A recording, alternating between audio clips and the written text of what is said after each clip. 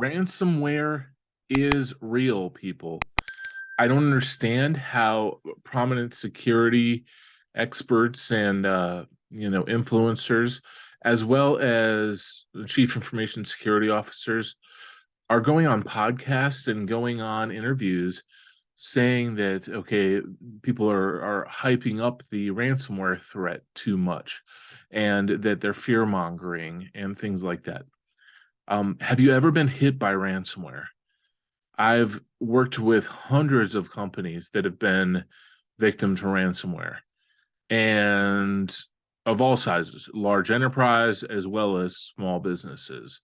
It's devastating regardless of size, whether it's a local government, a municipality, a water treatment center, a school district, a small law office, a small doctor's office, a small car dealership, or a large enterprise. Regardless, it's devastating. I don't understand how people can say that ransomware is really hyped up and isn't as much of a threat as it says it is. What other threats are you seeing? So right now, Emotet is huge. Okay, there's Quackbot. There's other kinds of malware that will steal your credentials and banking information. All of those tools can be used to drop ransomware also, and are often used as a part of the attack life cycle in ransomware. However, in the last year, financial type fraud and invoice, fraud has been more than ransomware, which, according to Corvus Insurance's report on really their highest number of claims in 2022. That being said, there was still a lot of ransomware. 2022 was the slowest year in the last several years because of REvil being arrested and the Russia-Ukraine conflict kind of breaking up Conti. However, we're seeing an increase in attacks lately, and really since August or so, maybe September, there has been constant attacks. And right now we have our teams working on about 6 at a time. So we get calls for attacks that have been local to one of our offices, as well as through the cyber insurance partners, the technical advisory firms that we work with will call us and have us work on these incidents. And it's all the time. And it's not one specific industry. It's all over the place. I don't think there's an industry I haven't seen. A lot of manufacturing, a lot of critical infrastructure, as well as a lot of commercial companies, publicly traded and not. Nobody is, immune to this. And it is so commonplace that I wonder why any kind of security expert would say that it's played up, that it's not the risk. It's really kind of one of the biggest risks to business continuity right now. I can't think of a bigger risk to business continuity right now. You can get attacked by China and North Korea all day. They can steal your plans and copy, and China can copy your plans and make something better and cheaper, faster, and get to market, but they're not taking your business out. No, ransomware is.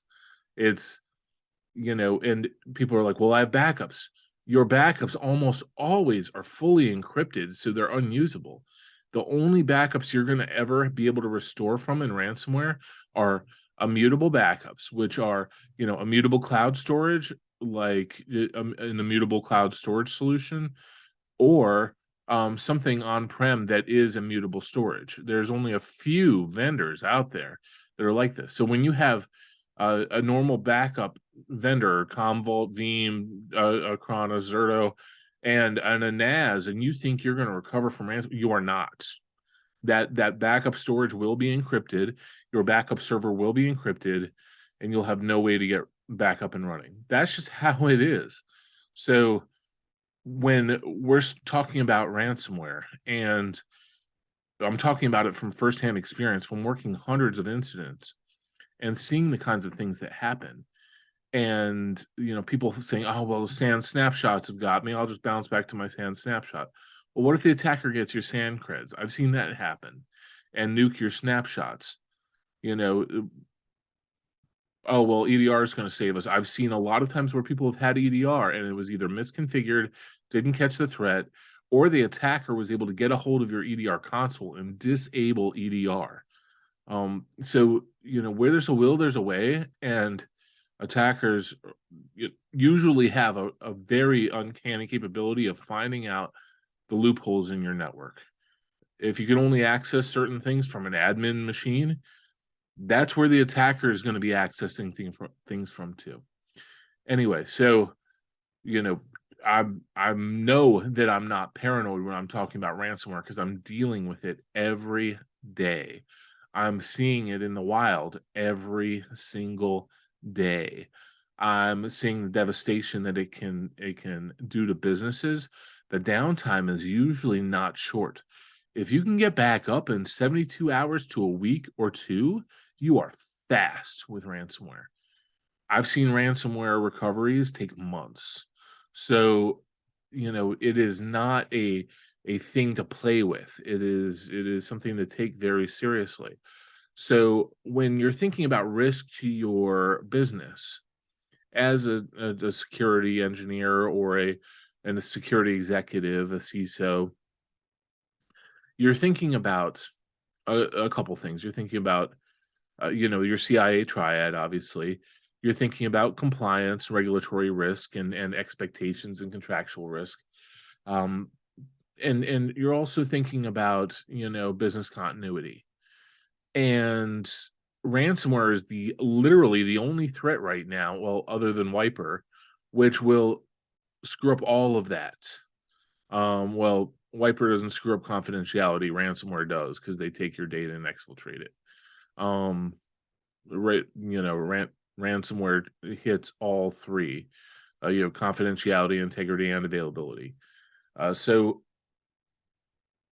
it's very commonplace, and it's easy for threat actors to get. It's easy for people to get into the game. So it to me, it's just so strange when people say that it doesn't exist. Anyway, or not that it doesn't exist, but not that it's not the threat that we say it is. I haven't seen a bigger threat, and it's been hitting everybody in every town, in every state, you know, and very secure companies that have lots of layers of security and seem to be doing things right, and they have the Palo Alto, and they have the name brand endpoint security, and they have a lot of segmentation, and they have um we're still seeing it there. So don't think that it's a small risk.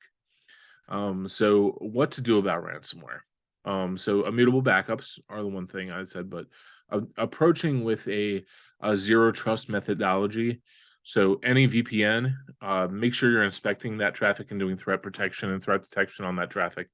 EDR with XDR kind of capabilities. So all of your endpoint threats, as well as your event logs and everything, and server logs, and network logs, identity logs, two-factor logs, Azure, 365, all that stuff, correlated into an XDR, so you can really get a good idea of what's going on.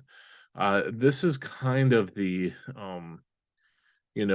where I would start collecting data, and then having an IAM solution, whether it's Okta or whatever, that is really allowing you to define unique access to different protect surfaces. So when you have a DAS service, a surface, you need to, be able to protect it with some kind of identity solution that allows you to specify who can access what when, and be very granular about it. Network access, ZTNA, zero trust network, the ability to give people network policies, access to certain parts of the network, depending on who's logged in and when, and from what device. So accessing certain data at certain times. So we're talking about accessing cloud apps, accessing on-prem apps and services, accessing data, accessing the network. These things we should be able to give more of a granular approach. Now, if you're mixing in cyber resiliency also, and you're mixing in microsegmentation and really making it so you only have access to what you need to have access to right now. So this is zero trust and a resiliency technique, zero trust network access, microsegmentation. You are logging in. You need to access the file server. You get access to the file server, and that is all. And not only that, but only the files you should have permission to on that server. But the rest of the servers, no. So that kind of approach is really where we need to kind of be now for ransomware. So that being said, that sounds really cool, but even that's not enough, because ransomware is still going to detonate where it can. So I think the only remedy is really a complete architectural change in how we're approaching things. When I say architectural change, we're used to having a server, firewall, things like that. Imagine if everything was containerized, and if anything got infected or was attacked, you just deleted it. Let's say you had all your data in some kind of technology, immutable technology, blockchain or whatever, it doesn't have to be blockchain. It's just, everybody's blockchain now, but some immutable encrypted storage, and you have containerized services, and anytime one of them is affected at all, they're nuked and respawned.